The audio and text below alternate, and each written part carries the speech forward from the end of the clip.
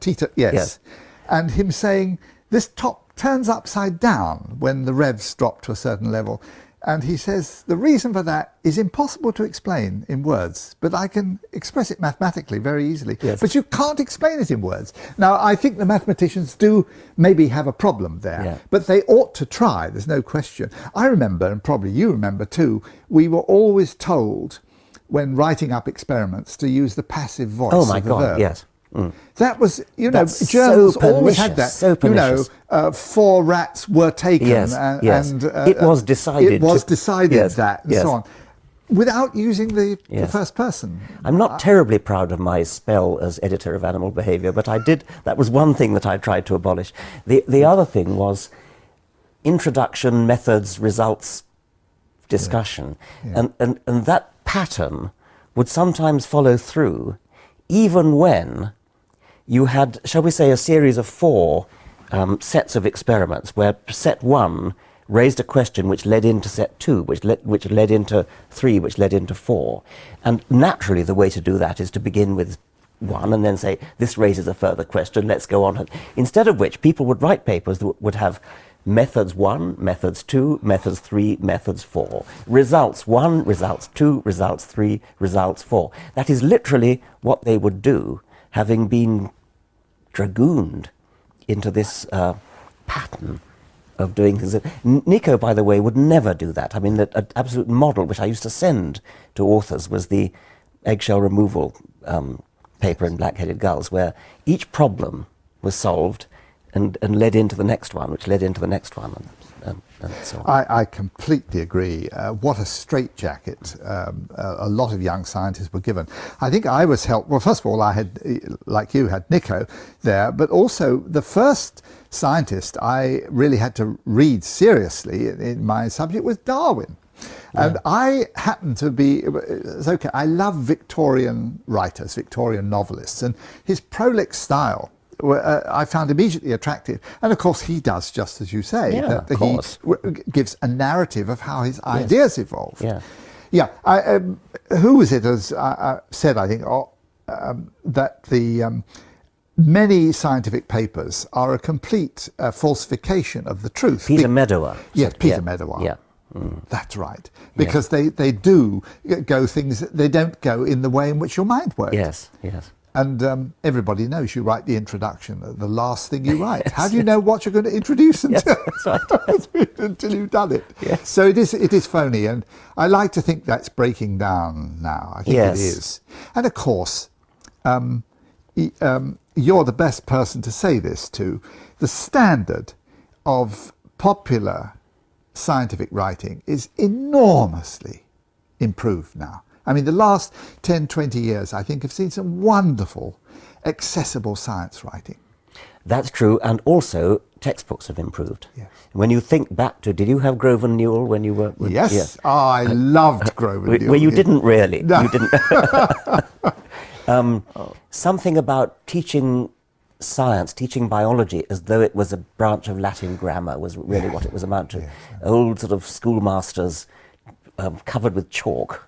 This is how I imagine them. Nowadays we've got these wonderful textbooks with coloured pictures and blue boxes and things. Extraordinary. Yeah. J.Z. Young, that's right, Grove and Newell, Parker and Haswell, Bepps, Borrowdale, Easton, Potts and Saunders. And then J.Z. Young's Life of the Vertebrates came on. Do you remember that? It was a breath of fresh air. Absolutely, yeah. And then The Life of Mammals and so on, in which it described the whole life, you know, the animal's a living creature, really, whereas Grove and Newell really, was. Nonetheless, I can see Grove and Newell's dissection of the earthworm, which I learnt at school, and I loved it. I had such a thirst for biology at that time. Yes, but even Grove and Newell didn't put you off, is what even Grove and Newell didn't put me off, completely. But I think it's extremely important, and what you and a number of other authors have done is to produce wonderfully accessible modern science at the cutting edge, and also made it very challenging too. I mean, your books have been challenging, of course they have, because it's the clarity, the use of good metaphors. I think it's been wonderful. Now, I struggle, whether you do this, but I do try about every 6 months. I try to read a popular book on cosmology. There are many of them now. At the moment, I'm going through Lee Smolin. He's a very interesting guy, and this is called The Trouble with Physics. Yes. It's all about, he's against string theory and so on.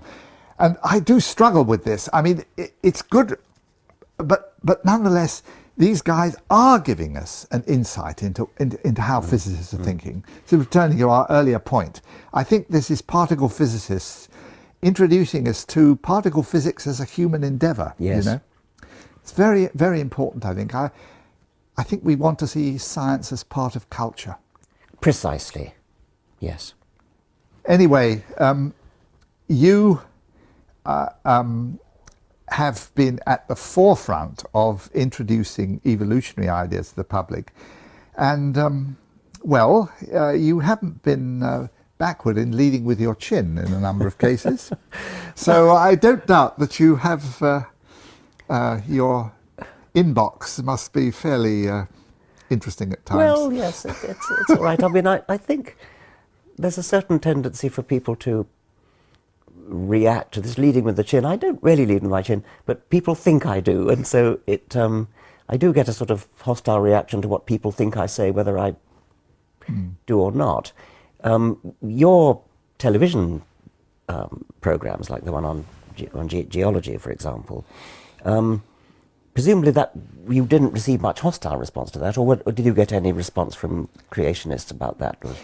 No, I didn't. I did get response. I got a fair number of tracts coming through the mail, and once or twice some letters talking about, there are no intermediate fossils and all this sort of stuff. But you raise a very interesting point there, because I've been struck by, if you go to James Hutton and his theory of the Earth, 1785, and there his famous, summing up at the end, we see no vestige of a beginning, no prospect of an end. I would have expected that, coming when it did, to have roused a huge furore. It did arouse some criticism from divines, and I suppose from probably people in other branches of science, as it then was. But, of course, not a tiny fraction of the furore that Darwin caused. And I remember you, in one of your essays, writing that you found it puzzling that some aspects of truth, such as, for instance, the physical laws of the universe, are accepted completely. Nobody questions the four great forces and so on and so forth. Well, and you found it puzzling that Darwin's, which is equally is just a truth, why it causes such problems. But I think I know why that is, and I'm sure you understand this. Knowing about the structure of the atom and quarks and leptons and so on and so forth it's remarkable, but it doesn't really change the way we feel about ourselves. Yes. Whereas Darwin, of course, did. And for many people, it still remains a very challenging thought that we are just one end product of a process of natural selection. I don't know about you, but my feelings are I don't think this will ever go away, actually. I suspect no matter how much people like yourself try to explain and gradually how the aspects of evolutionary theory get more and more filled up, I don't think it'll ever go away, that. There are various aspects of it, aren't there? I mean, in Victorian times, part of it was a reluctance to accept cousinship with chimpanzees and monkeys. Nobody's going to tell me I'm descended from a monkey, and that's a sort of feeling that monkeys are sort of, dirty and comical and so on. That was part of it. But I think more profoundly, it's providing, what Darwin did was to provide an explanation which is ultimately mechanistic for those things which we had thought we had, like a soul and eternal life, something that would go on after our death, something that made us peculiarly human. There are all sorts of ways in which Darwin cuts away at human